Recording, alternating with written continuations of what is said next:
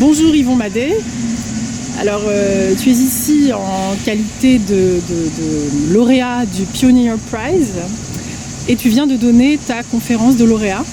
Alors, est-ce que tu peux un petit peu nous dire brièvement de quoi tu parlais, de quels travaux tu parlais et nous expliquer ces travaux qui t'ont valu ce prix? Alors, brièvement, donc,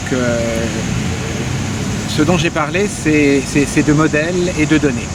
Donc il est bien connu dans les milieux scientifiques et en particulier aussi dans le milieu industriel que les modèles basés sur la connaissance de la physique, de la biologie, de la mécanique permettent par approximation d'avoir une idée de ce qui se passe dans la réalité, d'être capable d'optimiser des processus, d'être capable de les contrôler. Donc ça c'est un petit peu une histoire ancienne.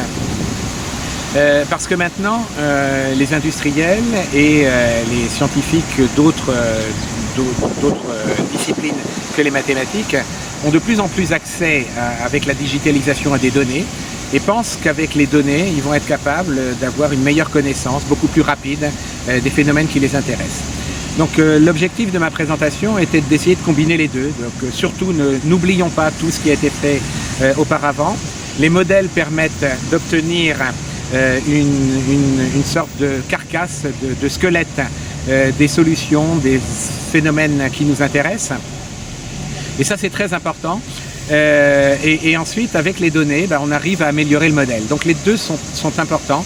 Et pour bien représenter les modèles, donc il y a d'abord leur approximation par des méthodes d'éléments finis, de volume fini, des méthodes spectrales qui coûtent très cher, mais qui peuvent être faites, ce qu'on dit offline, en dehors du moment où on a besoin de les utiliser, et comprimées non pas de façon statistique, mais de façon déterministe, par des méthodes qui s'appellent les méthodes de réduction de complexité, dans lesquelles on retrouve les méthodes POD, Proper Orthogonal Decomposition, ou les méthodes greedy, utilisées dans les méthodes de base réduite.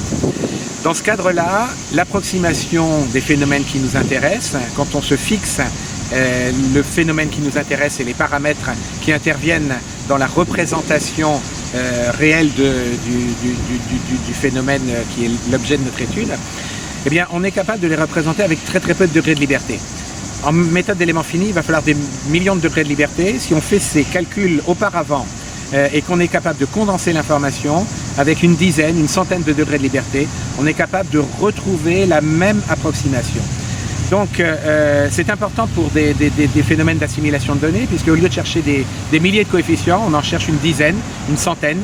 Et ça, du coup, ça permet d'aider les méthodes de machine learning, de donner un sens, de donner un guide.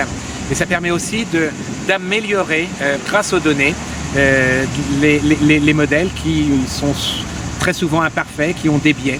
Ça permet de mieux coller à la solution et donc de mieux donner, et en temps réel, une connaissance sur les états qui intéressent les physiciens, les chimistes, les biologistes, les médecins et aussi le milieu industriel.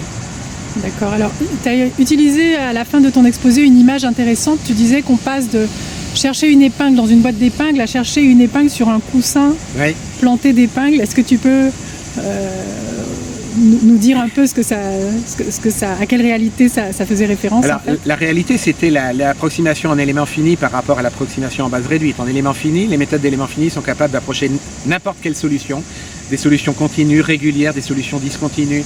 On est capable d'approcher des solutions de fluides, des solutions de mécanique des structures, des équations de propagation d'ondes. Ça peut être utilisé aussi en chimie quantique, un de mes nouveaux chevals de bataille. Et dans ce cadre, on a besoin de beaucoup de degrés de liberté et donc ça coûte très cher. Par contre, si on réduit la classe des problèmes qui nous intéressent, je veux faire de la mécanique des fluides dans ce type de géométrie.